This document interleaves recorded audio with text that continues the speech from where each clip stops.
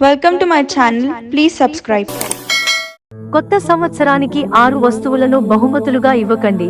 సంబంధాలు చెడిపోతాయి. లక్ష్మీదేవికి కోపం రావచ్చు. 2023 సంవత్సరానికి వీడ్కోలు.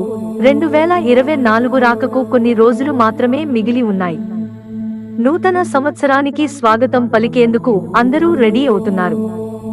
న్యూ ఇయర్ లో ఇచ్చే బహుమతులు ఎప్పటికీ గుర్తుంటాయి. అయితే జ్యోతిష్య శాస్త్రం ప్రకారం కొన్నింటిని గిఫ్టులుగా ఇవ్వకూడదు. అవి మానవ సంబంధాలను దెబ్బతీయగలవు. ఆర్థిక సంక్షోభం కూడా తలెత్తవచ్చు. నూతన సంవత్సరంలో ప్రియమైన వారికి ఏ వస్తువులు బహుమతిగా ఇవ్వకూడదో తెలుసుకుందాం. నూతన సంవత్సరంలో ప్రియమైన వారికి గడియారాలు లేదా రుమాలు బహుమతిగా ఇవ్వడం మానుకోవాలి. ప్రియమైన వారికి రుమాలు బహుమతిగా ఇవ్వడం వల్ల ఇంట్లో ప్రతికూలత పెరుగుతుందని జ్యోతిష్కులు చెబుతున్నారు. సంబంధాలలో అపార్థాలు తలెత్తే అవకాశం కూడా ఉంది. అదే సమయంలో వాచ్ ఇవ్వడం కూడా సముచితం కాదట. వాచీని బహుమతిగా ఇవ్వడం వల్ల సమయం వృధా అవుతుందని అంటున్నారు. జ్యోతిష శాస్త్రం ప్రకారం నూతన సంవత్సరంలో ప్రియమైన వారికి ఎటువంటి పదునైన వస్తువులను బహుమతిగా ఇవ్వకూడదు. పదునైన వస్తువులను బహుమతులుగా ఇవ్వడం వల్ల రిలేషన్షిప్ లో ఒత్తిడి ఏర్పడుతుందని అంటారు.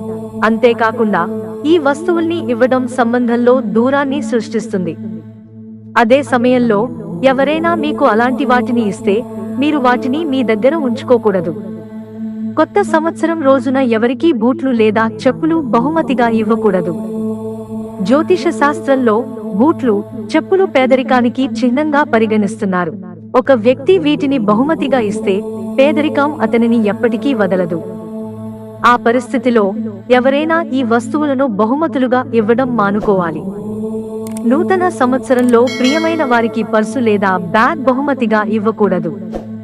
పర్సులో డబ్బులు పెట్టుకుంటారని మీరు వారికి పర్సును బహుమతిగా ఇస్తే మీరు ఆర్థికంగా ఇబ్బందులు పడవచ్చని చెబుతున్నారు. అంతేకాకుండా తల్లి లక్ష్మీదేవి కూడా మీ నుంచి వెళ్లిపోతుందని సూచిస్తున్నారు. దేవుడి విగ్రహాలను కానుకగా ఇవ్వడం మానుకోవాలి.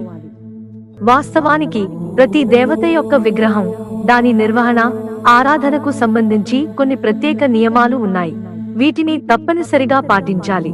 మీరు ఎవరికి దేవుడి ప్రతిమను బహుమతిగా ఇస్తున్నారో ఆ వ్యక్తి దానిని జాగ్రత్తగా చూసుకోవాలి. ఆ వ్యక్తి నిబంధనలు పాటించకపోవడం దేవుడిని అవమానించడమే. అలా చేస్తే అది మీకు సమస్యగా మారగలదు. మనీ ప్లాంట్ ను ఎవరికీ బహుమతిగా ఇవ్వకూడదు లేదా ఎవరి నుంచి తీసుకోకూడదు. ఇలా చేయడం వల్ల మీరు ఆర్థిక సంక్షోభాన్ని ఎదుర్కోవలసి ఉంటుంది.